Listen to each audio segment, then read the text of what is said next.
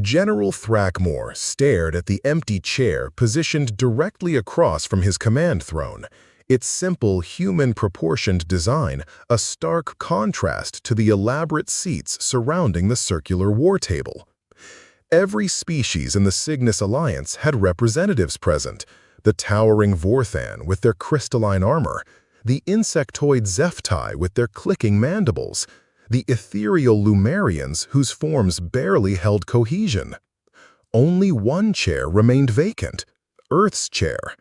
The human delegation was invited per standard protocol, reported Intelligence Coordinator Vextal, her 4 arms manipulating holographic displays with practiced efficiency. They declined to attend, stating they were busy with other matters. A ripple of nervous energy passed through the assembled War Council. Other matters. As if the potential invasion of the hegemony core worlds was merely an inconvenience on humanity's schedule? Perhaps, suggested Ambassador Kreval in his melodious Centaurian tone, we should proceed without Earth's input. After all, we managed galactic conflicts for millennia before their species achieved interstellar travel. Did we? General Thrackmore's question silenced the chamber. Because I've been reviewing the tactical records from before humanity joined the galactic community, and our success rate in major conflicts was significantly lower. The holographic display at the center of the table shifted, showing battle statistics that made several delegates shift uncomfortably in their seats. Prior to human involvement, the Cygnus Alliance had won approximately 37% of their military engagements. Since Earth joined their coalition, that number had increased to 91%. The correlation is undeniable, Vextal continued, her voice taking on the clinical tone she used for particularly disturbing intelligence reports.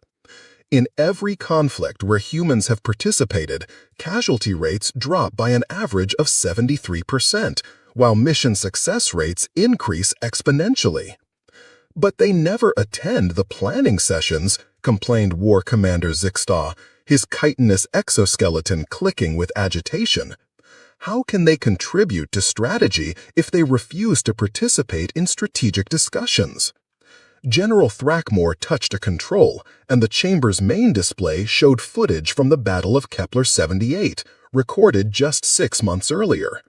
The assembled delegates watched as human ships executed maneuvers that seemed to violate several fundamental principles of military doctrine, somehow arriving at precisely the right locations at exactly the right moments to turn what should have been a devastating defeat into a decisive victory. They don't need our strategy sessions, he said quietly. They create their own. The truth was more unsettling than any of the assembled commanders wanted to admit. Humanity had developed a reputation for showing up uninvited to battles they weren't supposed to know about, wielding tactics they shouldn't have been able to devise, and achieving objectives that weren't part of the original mission parameters. There's something else, Vextal added, her tone growing even more grave. Our intelligence suggests that humans maintain their own war councils, not just for the Terran Federation, for the entire galaxy. The implications of that statement settled over the chamber like a cold nebula. While the various species of the galaxy held separate councils for their separate conflicts, humanity apparently viewed galactic security as their responsibility, regardless of whether other species agreed. "Show them," General Thrackmore commanded. The holographic display shifted again, revealing intercepted communications that made several delegates recoil in their seats. Human military vessels were positioned throughout known space, monitoring conflicts they had no official involvement in, tracking troop movements of species they had never formally allied with, and maintaining detailed intelligence on threats that hadn't even been classified as threats by the species they threatened. "This is surveillance on a galactic scale," whispered Ambassador Kreval. "They're watching everything." "Not watching," corrected Vextal. "Protecting." Analysis of their movement patterns suggests their position to respond to threats against any inhabited system within 48 hours of deployment. Not just Alliance worlds, all worlds. War Commander Zichtha's mandibles clicked rapidly, a sign of extreme agitation in his species. They've appointed themselves guardians of the entire galaxy without asking permission from anyone? When has humanity ever asked permission for anything? General Thrackmore replied. They cured the Andromedan plague without being invited to help. They stopped the Vorthan Civil War by simply showing up and declaring it over. They've prevented 17 separate conflicts by deploying humanitarian aid to regions that weren't experiencing humanitarian crises. Yet, the chamber fell silent as the delegates processed this information. Earth's empty chair seemed to loom larger, somehow becoming more present in its absence than any occupied seat. "There's one more thing," Vextal said, her voice barely above a whisper. "We've detected human vessels in the hegemony core systems, not scout ships, battle groups. They're already there." General Thrackmore leaned back in his command throne, finally understanding the true purpose of the empty chair. It wasn't vacant because humanity had been invited and declined to attend. It was empty because by the time any alien war council convened to discuss a conflict, humanity had already identified the threat, formulated their response, and begun implementation. The chair wasn't for Earth's participation in their planning. It was a reminder that somewhere in the galaxy, humans were holding their own war council, making decisions that would affect every living being in known space, and doing so with a level of strategic thinking that made the rest of the galaxy's military leadership look like children playing with toy soldiers.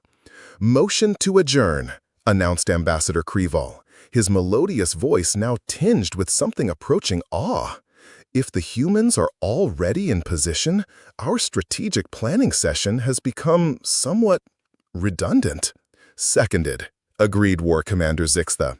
"I suggest we focus our efforts on cleanup and reconstruction. Based on historical patterns, we'll need both within the next 72 hours. As the delegates filed out of the chamber, General Thrackmore remained seated, staring at the empty chair that somehow managed to dominate the entire room. Tomorrow, he would receive a brief, polite message from Earth informing him that the hegemony threat had been resolved and that humanitarian aid vessels were en route to affected systems. The message would be signed by someone he'd never heard of, from a department that didn't officially exist, sent from a location that wasn't on any star charts. And he would file it under standard human operations and try not to think too hard about what it meant to live in a galaxy where the most important military decisions were being made by beings who didn't bother to attend the meetings. The empty chair, he realized, wasn't empty at all. It was occupied by an entire species that had quietly, efficiently, and without fanfare taken responsibility for the safety of everyone else in the galaxy, whether anyone else wanted them to or not.